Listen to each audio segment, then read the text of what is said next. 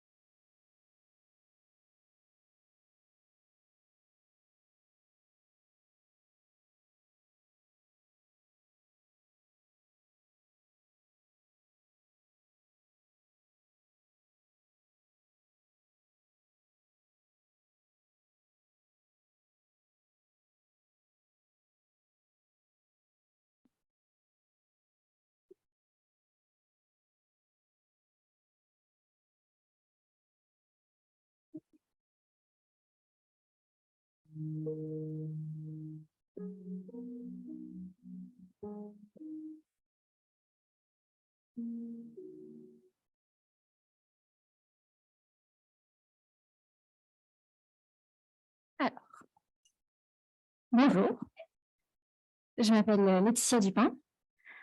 Le nom de mon métier à L'Oréal, c'est Technology Intelligence Scout. J'y reviendrai, évidemment. Je travaille à la direction de la transformation Green Science et des partenariats stratégiques dans la recherche et l'innovation L'Oréal. Je m'excuse par avance. Il y a certaines slides qui sont en anglais, donc vous n'hésitez pas. S'il y a des choses qui ne sont pas claires pour vous, pour l'anglais et le français, vous me dites.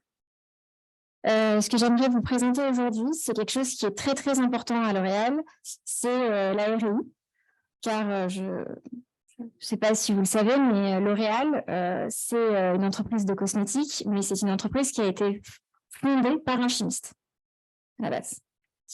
Ensuite, j'aimerais discuter avec vous de l'engagement de L'Oréal dans le développement durable à travers un programme qui s'appelle L'Oréal for the Future, donc L'Oréal pour le futur. Et du coup, le concept de Green Science, qui est un concept qu'on a développé en interne et qui n'est pas juste un joli mot pour communiquer à l'externe. Ma petite personne, mon travail, et le parcours qui m'a mené à faire ce travail-là. D'abord, L'Oréal, la recherche et l'innovation, quelques chiffres clés à propos de cette grosse activité de L'Oréal. C'est plus de 4000 personnes à l'international qui travaillent à la recherche dans 13 centres de recherche dans le monde, dont 3 qui sont en France, en Île-de-France en réalité. C'est plus d'1 milliard d'euros investis par L'Oréal dans la recherche tous les ans. Donc là, nous avons un peu notre empreinte à l'international. On a 7, ce qu'on appelle des hubs, répartis dans le monde. C'est quelque chose dans lequel, cette stratégie d'extension de la recherche, c'est quelque chose qui est très, très vieux, on va dire, et qui vient du fait que pour développer des produits pour des consommateurs, il fallait être au plus près de ces consommateurs qui ont des spécificités de désir, de cheveux différents en fonction des différentes régions du monde. Là, c'est un petit, on va dire, une vision de tous les métiers et de toutes les expertises qui existent dans un groupe comme L'Oréal avec 4000 chercheurs. Ça va du chercheur en chimie et tous les domaines de la chimie que vous commencez peut-être à appréhender à votre âge, mais aussi en physique, en toxicologie, en biologie, en données, en gestion de données. Et tous ces métiers-là, ils sont au service de toutes les marques, car L'Oréal, c'est un portefeuille de 35 marques. Je ne sais pas si vous en aviez forcément conscience, mais voilà. Et la recherche et le développement à L'Oréal, on développe des produits qui vont s'adresser à toutes nos marques. On ne travaille pas pour une marque en particulier. Maintenant, je vais vous parler des piliers de la recherche, qui sont un peu les 5 piliers que tout chercheur L'Oréal doit toujours avoir en tête quand il travaille dans sa vie de tous les jours. D'abord, c'est le monde de l'inclusivité. Désormais, tout le développement de produits doit être inclusif, donc s'adresser à une très grande diversité en termes de type de peau et de type de cheveux. Ensuite, il y a les Green Science, j'y reviendrai. Le fait d'être un chercheur augmenté, donc être à la page en termes de nouvelles technologies digitales, nous en tant que chercheurs. Et la beauté augmentée, donc là ça s'adresse aux consommateurs, le fait de justement pouvoir proposer aux consommateurs des produits qui sont d'un point de vue technologique dans l'air du temps, grâce au digital, grâce à l'intelligence artificielle. Voilà. Et le dernier pilier, qui ne veut peut-être pas dire grand-chose pour vous, c'est le monde du co. Et le monde du co, ça consiste à travailler avec tout son écosystème et pas juste en étant centré sur soi-même. Donc, moi, ce dont je vais vous parler aujourd'hui, c'est les Green Science et le monde du co. On commence par les Green Science. L'Oréal a un programme de développement durable, comme je vous l'ai dit, qui s'appelle L'Oréal pour le futur. Comment ce programme de développement durable s'arbitre et a été conçu? Il a été conçu à travers grâce à un concept qui s'appelle les limites planétaires. Les limites planétaires, je vais zoomer dessus. Hop. C'est un centre c'est le centre de résilience de Stockholm qui, en 2009, a travaillé sur différents aspects pour notre planète et sur ces différents aspects, comment l'activité humaine ne doit pas dépasser une certaine influence qui serait irréversible. Il faut se rendre compte que certaines de ces limites, comme vous pouvez le voir, elles ont déjà été franchies.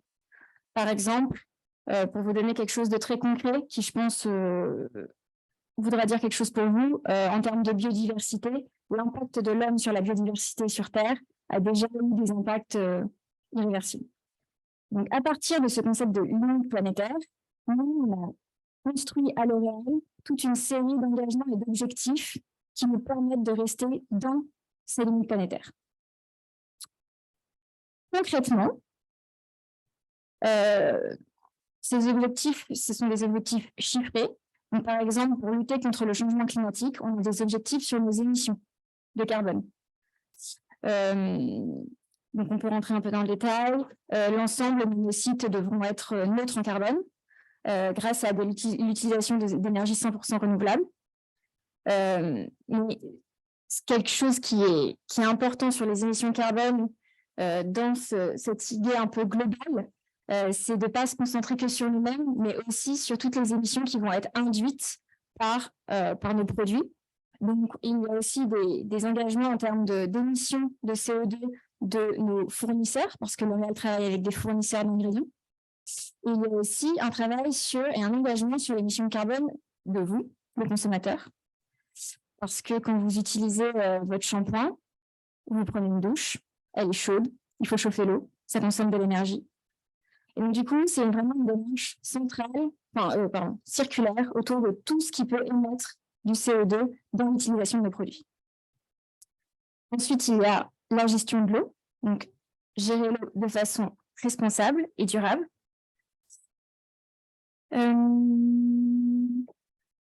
Donc, oui, on a des plateformes d'évaluation qui nous permettent notamment de vérifier que nos produits ne sont pas toxiques pour les milieux aquatiques.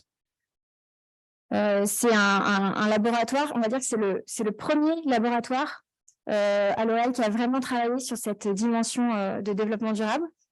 Le laboratoire qui évalue l'écotoxicité de nos produits en milieu aquatique, il a été créé en 1995, pour vous donner un peu un ordre d'idée, donc ça ne date pas d'hier. Ensuite, dans nos objectifs, il y a évidemment respecter la biodiversité. Et enfin, quelque chose qui, moi, me tient particulièrement à cœur, préserver les ressources naturelles. Et notamment que 95% de nos ingrédients qui sont dans les produits soient à l'avenir biosourcés, issus de minéraux abondants ou de procédés circulaires. Et là, on va parler de ça précisément, parce que moi, c'est mon cœur de métier. C'est pourquoi je me lève tous les jours. Donc, on va décortiquer un peu cet engagement-là. Déjà, c'est un engagement à 2030. Une société comme L'Oréal, c'est environ 10 000 ingrédients différents qui peuvent se retrouver dans tous nos produits, dans toutes nos marques. Et actuellement, en 2023, on a réussi à mesurer 61% d'ingrédients qui sont issus des sources, donc biosourcées, minéraux abondants, procédés circulaires. Dans cet engagement aussi, ce qui est important de noter, c'est qu'on parle des ingrédients qui sont dans nos formules cosmétiques. Donc, on ne parle pas ici du packaging. Il y a aussi beaucoup d'actions de L'Oréal sur le packaging. Le fait est que c'est dans des entités complètement distinctes et que la recherche et l'innovation de L'Oréal travaillent sur ce qu'il y a dans les produits. Ensuite, pour rentrer dans le détail, biosourcé, qu'est-ce que ça veut dire? Ça veut dire issu du monde végétal. Issu de minéraux abondants, vous n'êtes pas sans savoir que sur certaines molécules minéraires, comme par exemple les terres rares, il y a, il peut y avoir un problème d'approvisionnement, notamment tout ce qui va être scandale autour des batteries et des terres rares et le fait qu'on utilise des mines à ciel ouvert pour extraire ces terres rares. Nous, L'Oréal, on s'engage à ce que tous les minéraux qui soient présents dans nos formules soient des minéraux qui sont abondants et accessibles sur Terre, comme par exemple le sel, NaCl, que vous connaissez peut-être. Et enfin, issu de procédés circulaires, dont ça va être capable de valoriser les déchets pour en faire des molécules. Ça, c'est des engagements sur l'origine. En plus de l'origine, à L'Oréal, on va regarder aussi tout ce qui est procédé, parce que c'est super d'avoir une molécule biosourcée. Je cueille mon fruit de l'arbre et je le mets dans un produit, mais en réalité, on le modifie. Et on peut le modifier chimiquement, biologiquement, on peut le modifier de plein de manières. Et il y a des procédés industriels très, très polluants qui permettent de modifier ces molécules. Donc, en plus de regarder l'origine, on va regarder comment, chimiquement, ces molécules qui sont soit biosourcées, soit issues de minéraux aliments, soit issues de procédés circulaires, elles vont être modifiées. Ça, on va regarder notamment si elles sont modifiées chimiquement, si ça respecte les principes de la chimie verte, si ça a été fait par des moyens biologiques. Enfin, on va regarder la fin de vie de ces molécules. Est-ce qu'elles sont biodégradables? Si elles ne sont pas biodégradables, est-ce qu'elles sont recyclables? Est-ce qu'elles persistent dans l'environnement? Le fait de regarder tous ces volets-là, ça permet de construire un cahier de charges. Et sans entrer trop dans le détail, c'est ce cahier de charges construit à L'Oréal qu'on va appeler le Green Science. On va au monde du co.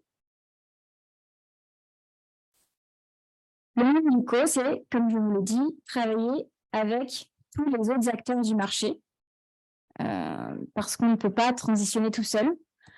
Donc, travailler avec des startups pour développer de nouvelles technologies, travailler avec d'autres grands industriels qui sont nos grands fournisseurs d'ingrédients chimiques depuis toujours, travailler avec nos concurrents pour justement s'aligner sur les différentes normes, notamment pour, par exemple,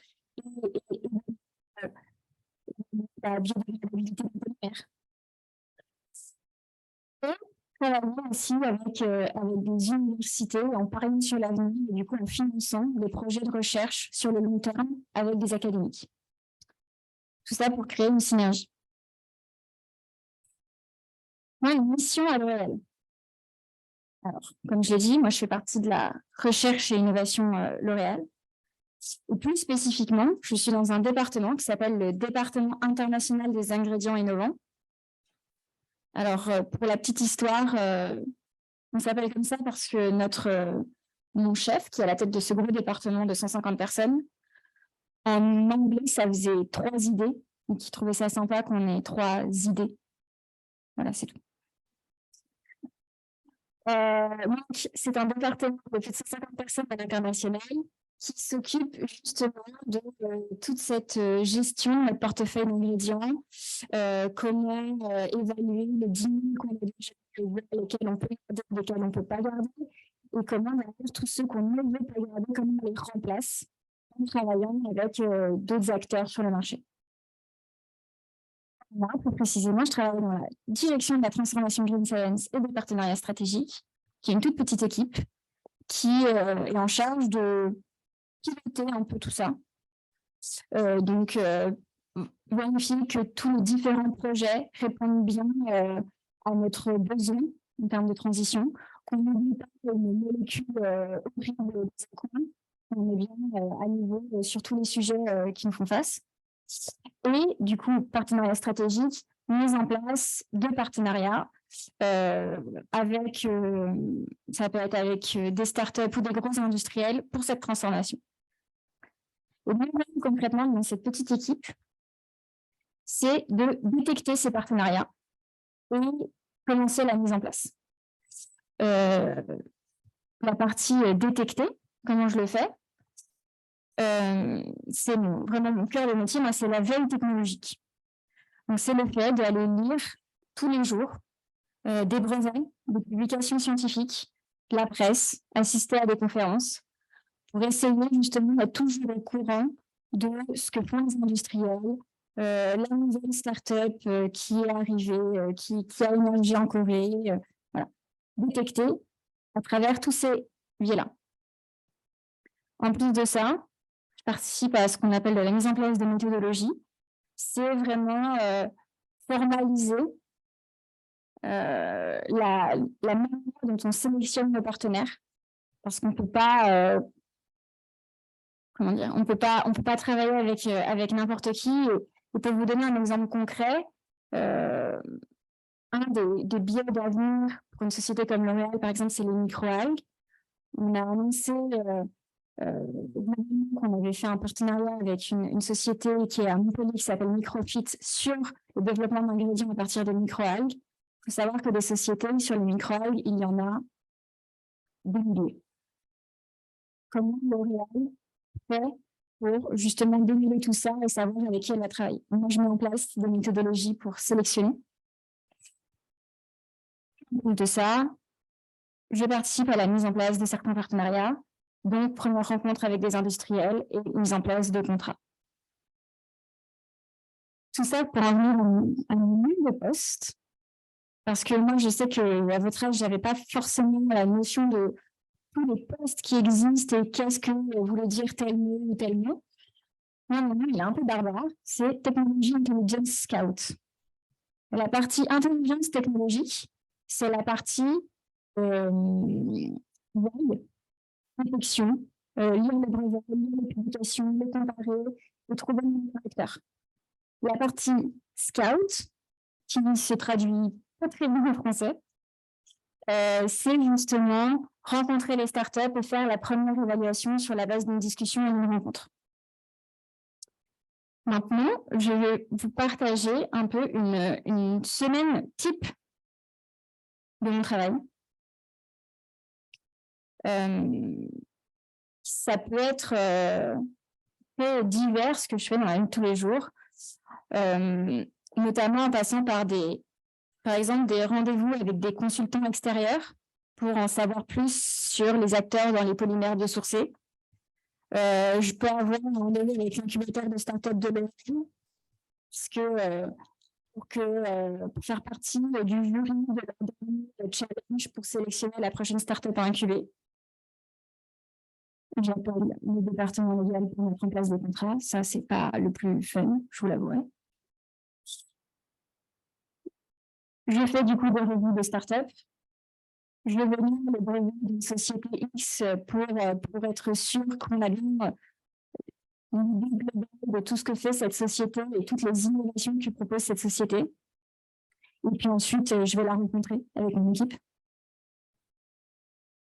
Et puis, quelque chose qui est très spécifique à L'Oréal et que j'ai quand même mis dans mon emploi du temps, c'est la dimension café. Alors, café ou déjeuner. À L'Oréal, on a une très forte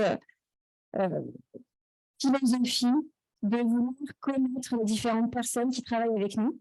Comme vous voyez, on est tellement de chercheurs, on ne se connaît pas tous, tout le monde a des métiers très très différents, et donc on est poussé dans notre vie de tous les jours à aller rencontrer les différentes personnes qui travaillent dans cette même grande entité qui est la recherche et l'innovation.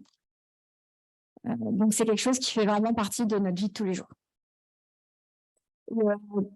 C'est en photo, mais pour vous montrer que je ne vous arnaque pas, en dessous, il y a une photo de mon emploi du temps, avec réellement un consultant extérieur sur les polymères biosourcés.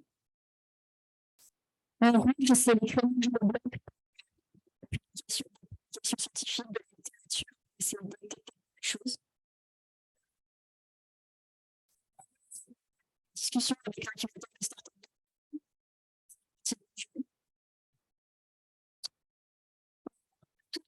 Toutes les discussions que je peux avoir avec toutes les équipes avec lesquelles j'interagis au jour le jour. Le déjeuner et le café. Alors, maintenant, comment j'en suis arrivée à faire ce métier-là? Moi, j'ai commencé par faire une classe préparatoire en physique-chimie au lycée Charlemagne à Paris. Et des suites de cette classe préparatoire en physique-chimie, j'ai intégré une école qui s'appelle l'ESPCI Paris, qui est une école d'ingénieurs pluridisciplinaires en physique, chimie et biologie. Donc avec un tronc commun assez large en termes de domaine scientifique pendant les 2 premières années, Et en dernière année, on se spécialise dans un domaine de la science que nous préférons. En l'occurrence, j'ai choisi la chimie. C'est une école qui forme majoritairement des ingénieurs pour la recherche. Et moi, quand j'étais à l'ESPCI, j'aimais beaucoup être en laboratoire. Mais je ne me voyais pas faire ça toute ma vie. Donc, du coup, de suite de cette école d'ingénieur, je suis allée en école de commerce. Et j'ai fait du coup un double diplôme avec l'ESSEC. En parallèle de tout ça, donc ça c'est pour la partie académique, j'ai eu des stages comme tous les étudiants. D'abord un stage dans un cabinet de propriété intellectuelle où j'ai rédigé des brevets pour des sociétés pendant 6 mois. Et ensuite, j'ai fait un stage à l'université d'Amsterdam sur la cristallisation de l'eau en milieu confiné. Qu'est-ce que ça veut dire? C'est juste comment, quand l'eau se gèle, quelle force elle va engendrer sur l'extérieur. Et c'était notamment un projet de recherche qui était en partenariat avec le Rijksmuseum.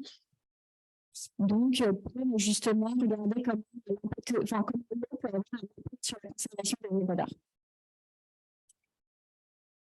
Et ensuite, je suis arrivée à L'Oréal en 2018 pour faire un apprentissage, ce qui m'a permis de financer mes études, entre autres choses, mais aussi de découvrir ce qu'était que l'intelligence technologique. Donc, à cette époque-là, c'était détection de start-up pour la recherche de manière assez globale, plus spécifiquement pour les ingrédients. Voilà. Et ensuite, j'ai intégré du coup, le département dont je vous ai fait part juste avant, donc celui des ingrédients, pour travailler spécifiquement sur la détection d'acteurs pour transformer notre portefeuille d'ingrédients vers quelque chose de plus vertueux. Et ça fait maintenant 2 ans que je suis dans cette activité. Voilà, si vous avez des questions, n'hésitez pas, des remarques, peu importe.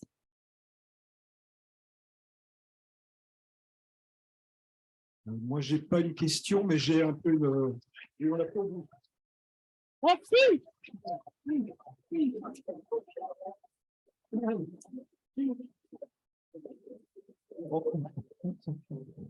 En tant qu'ancien recruteur de la chimie dans le groupe BASF, j'ai une question qui est un petit peu en creux, qui est sans doute évidente pour vous, mais je voudrais que vous écoutiez bien la réponse. À travers tout ce que vous a dit Madame Dupin, j'espère que vous avez vu l'importance dans la maîtrise des langues étrangères, notamment de l'anglais. Est-ce que vous pouvez nous en dire quelques mots, même si pour vous, ça va de soi? Alors, parce que dans votre emploi du temps, c'est marqué en français, mais je suppose qu'il y a beaucoup d'anglais, notamment. Alors oui, une des raisons pour laquelle cette présentation elle est à moitié en français, à moitié en anglais, c'est parce que par exemple, une société comme L'Oréal, qui est une société historiquement française, comme on a une implémentation internationale qui est forte, tout le support, donc les présentations, les Excel, les mails, tout ça est en anglais. Ce qui est un peu barbare en réalité, comme dans une société comme L'Oréal, parce que comme moi je travaille en France et que les 3/4 de mes collègues sont français, je suis en permanence en train de présenter des slides anglaises en français et c'est un enfer. Mais oui, en effet, la dimension comment dire, l'anglais est dans des sociétés de cette taille-là, et même de manière générale dans le monde d'aujourd'hui, c'est un must et c'est un must justement. Voilà, et on peut pas trop le couper. Et en chimie, ça a une importance aussi. En chimie, ça a une importance, alors particulièrement dans les domaines scientifiques, parce qu'en fait, quand vous voulez que votre invention est réellement portée sur le monde, il faut que les chercheurs en Australie puissent lire les papiers, parce qu'en fait, s'ils travaillent sur le même domaine de recherche que vous, il va pouvoir contribuer à vos travaux et les continuer en fait. Donc dans les sciences particulièrement, c'est vrai que tous les papiers sont en anglais. Les brevets, les publications dans la presse, tout ça est en anglais justement pour que la communauté scientifique à l'international puisse faire avancer les choses. Et sur le stand du village, vous avez des universités où il y a par exemple des maîtres de conférences qui font des publications assez régulières. C'est en anglais. Alors, c'est pas trop compliqué non plus, hein. Ce qui est plus compliqué, c'est de le parler. Ça, je suis le premier à le dire. Une évolution dans votre poste, ça serait quoi encore? Après, là, on aura la question de la jeune fille. Alors, une évolution dans mon poste. Oui, c'est plutôt technique, c'est quoi? Alors, il faut savoir que moi, mon poste, je ne suis pas rentrée dans les détails, mon poste a énormément évolué. Déjà, en 4 ans que moi, ça fait 4 ans que je travaille. Et en 4 ans, mon poste a énormément évolué parce que déjà, je suis passée d'une entité à une autre. Donc, je travaillais sur les startups pour l'innovation pure et dure. Donc, pas forcément dans le domaine du développement durable. Donc, déjà, j'ai transitionné à ce niveau-là. Et puis en fait, les métiers dans lesquels je suis sont des métiers en constante construction parce que il n'y a pas de, comment dire, on se forme toujours plus justement sur ces dimensions de développement durable. Il y a toujours plus de choses qu'il faut prendre en compte. Là, par exemple, dans ce que je vous ai montré, c'est toute la dimension origine de nos ingrédients et comment on les produit avec des partenaires extérieurs.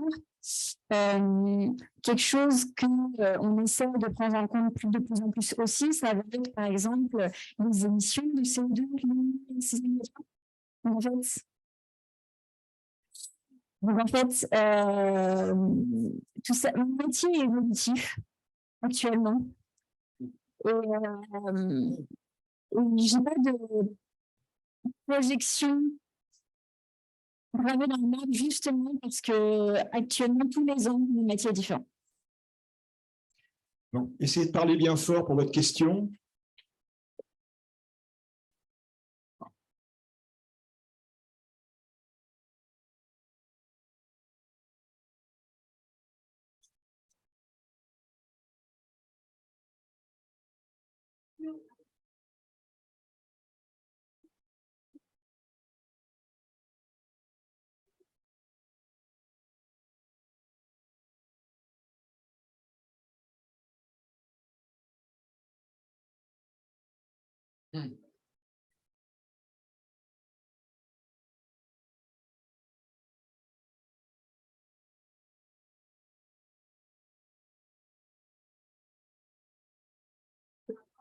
Est-ce que vous pouvez rapidement essayer de reformuler la question parce que personne n'a entendu? Alors, l'homme a été condamné en 2021 par rapport à des accusations d'espionnage industriel dans une société qui s'appelle Guinée. Je suis pas forcément, je ne veux pas dire n'importe quoi, donc je vous fais signe. Et donc, la question était comment travailler, par exemple, avec des concurrents, quel rapport on a avec nos concurrents. Une société comme Montréal est très grande, donc je n'ai pas forcément toutes les données pour vous répondre. La connaissance de rapport avec nos concurrents sur la mise en place, par exemple, de Code Duty Score. Le Code Duty Score, c'est le Nutri-Score pour les produits cosmétiques. La majeure partie des interactions avec nos concurrents, c'est justement sur la construction d'un socle commun pour les cosmétiques, pour la performance environnementale des cosmétiques. Ouais. L'Oréal, société très grande, je crois que c'est 85 000 personnes. C'est 85 000 personnes. J'ai fait une petite recherche dans le métro, c'est la ville de Cherbourg. Et je crois que le deuxième marché pour L'Oréal, c'est la Chine. Enfin, c'était la Chine, parce que depuis 2 ans, on ne sait plus trop. Quoi. Oui. Et j'insiste sur le fait que c'est toujours une société française à l'origine, hein, qui a été créée en 1909, si j'ai bonne mémoire, Exactement. Qui est depuis très longtemps à Clichy, au niveau du siège social Monde. Oui. Évidemment. C'est une société qui est très interactive pour les jeunes diplômés.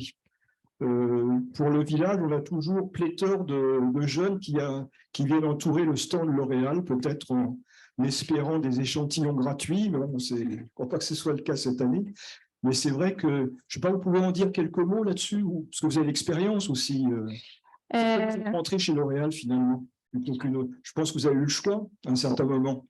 En effet, j'ai eu le choix à un certain moment entre différentes sociétés. Je cherchais un apprentissage à l'époque, vu que j'étais en école de commerce. Et au vu du prix de mon école de commerce, mon apprentissage, je devais le faire dans un grand groupe. Parce qu'une petite société n'avait pas forcément les moyens de payer un étudiant en école de commerce l'ESSEC. Et je ne parle pas de mes prétentions salariales, je parle du coût de la scolarité. Du coup, j'ai été en contact avec différents grands groupes. Et j'avais à cœur de toute façon postuler dans des grands groupes où la dimension recherche et innovation elle est très forte. Elle fait partie de l'ADN du groupe. Ça, c'était mon premier critère. Je voulais aller travailler dans une société où être purement dans voilà.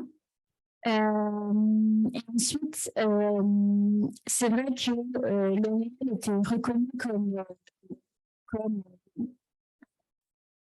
éthique, notamment sur la connaissance de la femme dans le monde du travail. Une très bonne réputation aussi en termes de respect et activités en dehors du travail. Il y avait toutes ces dimensions-là. J'ai vu que le vendredi après-midi, c'était temps libre. Comme aujourd'hui, par exemple. Temps libre, aujourd'hui, pas trop. Oui, alors on a des directives, comme par exemple, le lundi matin, on ne peut pas avoir un emploi du temps qui est complètement bouqué, on doit être libre le week-end et prendre le temps de se remettre dans notre semaine. Et c'est pareil avec le vendredi après-midi, on doit être assez flexible pour pouvoir commencer la semaine dans son week-end, en gros. Et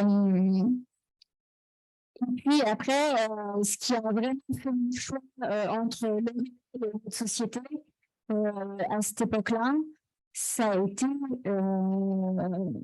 vraiment été une mission qu'on me proposait. Et, vraiment des apprentissages aussi riches en termes d'interaction, parce que j'ai pu interagir avec tous les laboratoires de la recherche L'Oréal. J'en voyais pas ailleurs à cette époque-là. Bien. D'autres questions? Oui.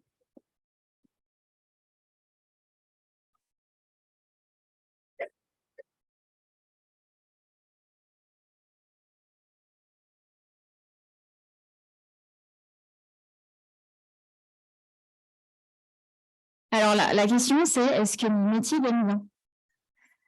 Et ça dépend, hein, évidemment, de la personne qui vous répondra.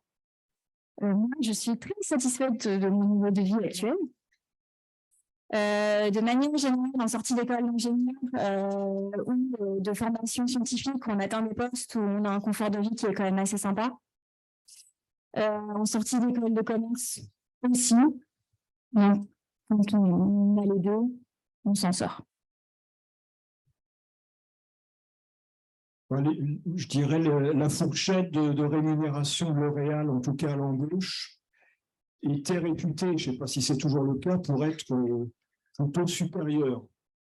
Parce que moi, j'ai fait beaucoup de recrutement dans une entreprise qui était à Clichy, et généralement, les jeunes passaient par L'Oréal et ensuite venaient me voir en disant « Moi, j'ai eu ça chez L'Oréal, est-ce que vous êtes prêt à me donner autant ?» Je dis « Là, on va en discuter, mais en plus, il y a des avantages sociaux qui sont assez reconnus, je crois. » Mais ça, c'est aussi le propre des grands groupes.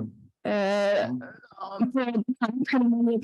vrai que je pense que je suis difficilement débauchable par une autre entreprise française. actuellement.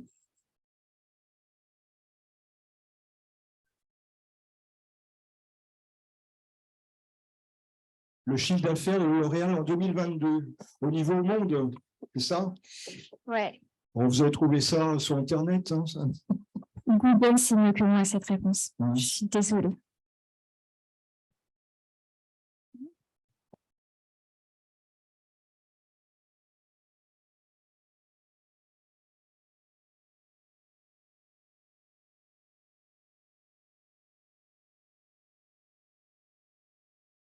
Alors, pour tout ce qui est source qui va venir des microbes ou des bactéries, ce qu'il faut savoir, c'est que la bactérie nous donne quelque chose pour qu'elle produise derrière.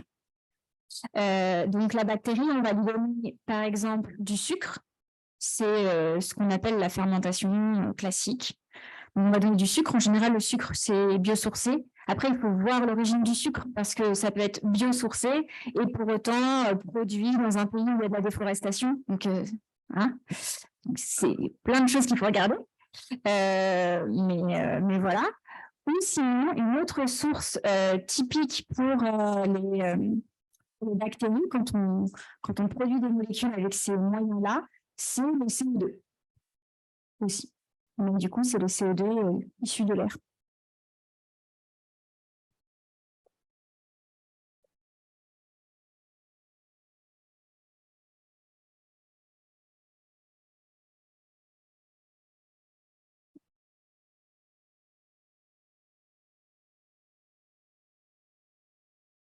Alors, déjà, L'Oréal, c'est un très grand nombre de marques, comme je peux le montrer. On a des marques qui ont différents niveaux, qui sont à différents niveaux en termes de justement de ce qu'il y a dans les ingrédients. On a une marque par exemple comme Saniflore, où 99% des ingrédients de formule sont déjà issus du monde végétal. Donc ça va dépendre des marques. On a une marque comme Garni, par exemple, qui est vegan et cruelty-free. Voilà. Moi, ce que je peux dire, c'est que une société comme L'Oréal ne revendiquera jamais quoi que ce soit sur un produit si on n'a pas déjà une ribambelle de scientifiques à une sur un produit.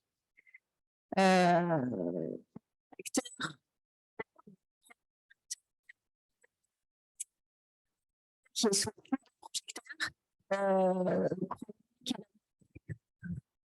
on se fait éclater. Donc, on peut faire confiance à ce qui a marqué sur les packaging. Quand vous achetez du L'Oréal, ça, c'est sûr et certain. Après, les niveaux sont peut-être pas toujours à 95%, voilà. Mais par contre, quelque chose, on peut faire confiance. Moi, j'ai une question, vous pouvez répondre ou pas. Dans les charges et pigments cosmétiques, on avait peut-être encore du dioxyde de titane, qui est un produit qui est en ligne de mire de pas mal d'organisations, etc. Vous voyez où je veux venir. Est-ce que vous avez un plan de réduction? Est-ce que c'est fait, etc. Alors, le dioxyde de titane, il est en effet, il est voué à être interdit dans les produits cosmétiques. Pour vous dire un peu quelle molécule c'est beaucoup utilisé dans les crèmes solaires pour filtrer les UV, le dioxyde de titane.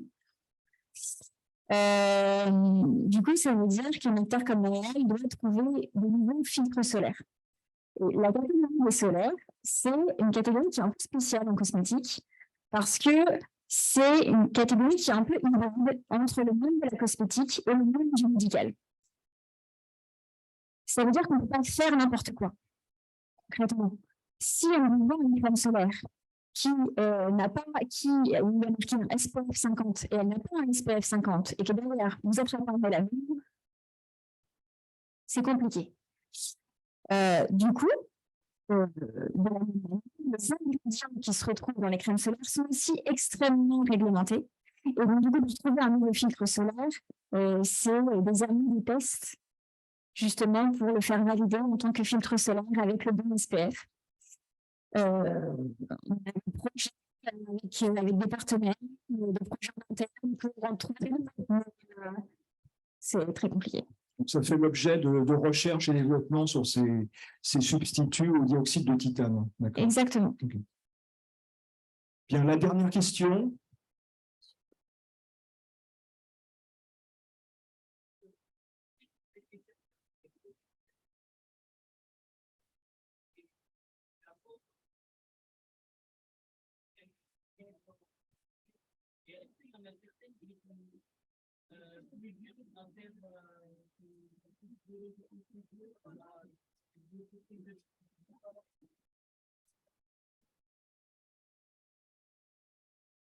Alors, je vais répéter la question. J'ai dit que j'étais chercheuse pour faire des produits cosmétiques. Je n'ai pas précisé quels produits cosmétiques, parce que c'est vrai qu'il y en a une très grande variété. Et le deuxième volet de la question, c'est est-ce qu'il y a des produits sur lesquels, des catégories de produits sur lesquels c'est plus difficile d'être sur du naturel que d'autres? Alors déjà, je suis dans un département qui est en amont de tous les laboratoires d'application. Ça veut dire que, par exemple, en effet, on va avoir un laboratoire qui développe toutes les formules de make-up. On va avoir un laboratoire qui va développer toutes les formules de shampoing. Moi, mon département, il est au-dessus de tout ça et il alimente tous ces laboratoires avec les nouveaux ingrédients. En gros. Donc, je travaille pas spécifiquement sur un produit. Cependant, il y a des produits qui représentent plus un volume que d'autres et qui, du coup, sont nos priorités. On vend, je ne sais pas combien de tonnes de shampoing, de milliers de tonnes de shampoing par an.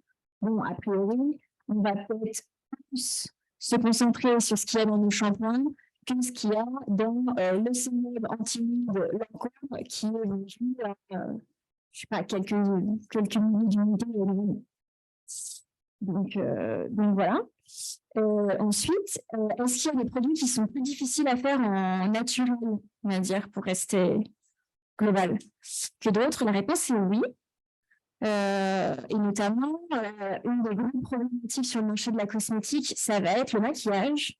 Parce que le maquillage, la consommatrice, maintenant, elle veut du maquillage qui va tenir 24 heures, qui va comment dire, qui va résister à la pluie, à la sueur, qui va résister à si je mange un truc bien, je veux que mon rouge à lèvres tienne sur mes lèvres.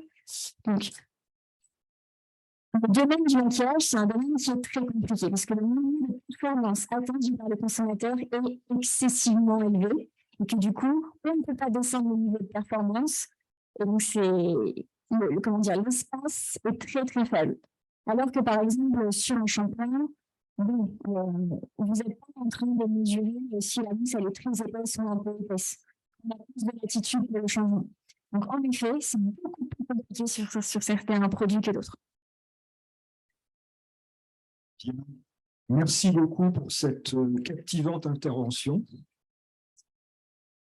Et puis peut-être l'année prochaine, puisque L'Oréal suit le village de la chimie quasiment depuis l'origine.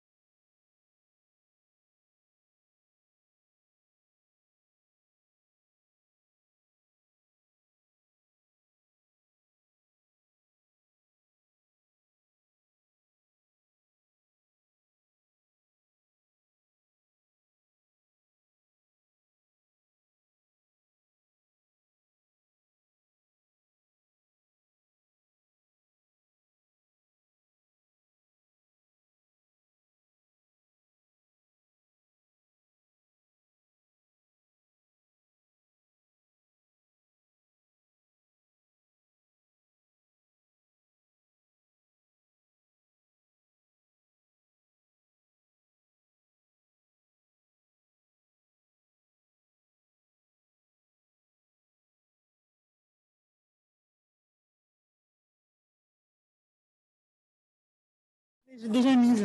Ah bah c'est génial. Je l'avais mis déjà. J'aurais pas, je la mettre ailleurs. Non, je vous en prie, allez-y, monsieur. Ça me décalait un peu. Comme elle est un peu imposante. Vous aviez copié votre présentation déjà ou pas? Non, je ne l'ai pas copiée, elle est sur la clé là, uniquement. C'est mieux peut-être de la copier. Ça. Ouais, c'est celui-là, enfin, c'est le village. Village, c'est ça. Ouais, c'est celui-là, ouais. C'est comme ça, je vais la mettre sur le bureau. Oui, en sécurité. Non, mais comme ça, on est sûr que. Parce que des fois, sur les clés, pour que ça ne soit pas assez rapide, vous savez. Ça... Oui, oui, j'entends bien. Alors, ok, on va ouvrir. Est-ce que vous avez du son, de la musique? Non, ou, on a fait simple. La seule chose qu'il me faut, c'est un micro. Vous voulez vous déplacer? Non, parce qu'en fait, on va être plusieurs. Donc, il y a 4 personnes, je vais parler, il y en a 2 qui vont venir, etc. Donc, je sais qu'on a la contrainte de venir devant. Oui, c'est une des contraintes. Mais c'est pour ça qu'ils vont s'installer. Moi, je vais être au pupitre, j'en fais venir 2, je vais m'installer, etc.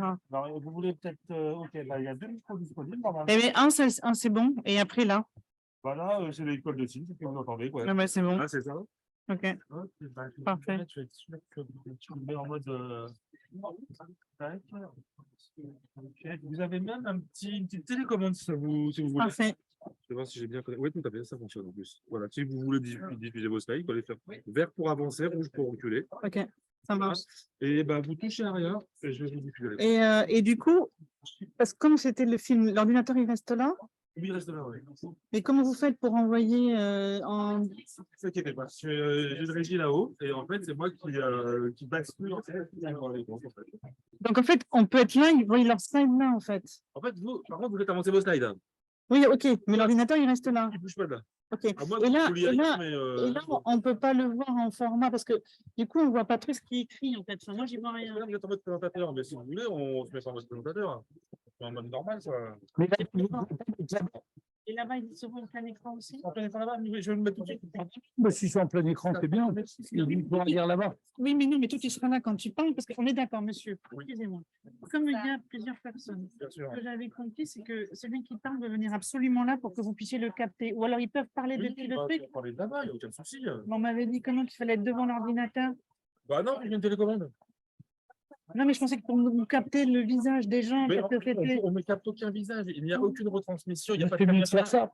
Il n'y a pas de caméra. Effectivement, s'il y avait eu un plateau caméra avec des caméras, effectivement, on en aurait eu besoin. Vous soyez là. Ah, mais écoutez, Mais sachant qu'il n'y a pas de caméra, il n'y a rien. Mais comme on est à toi.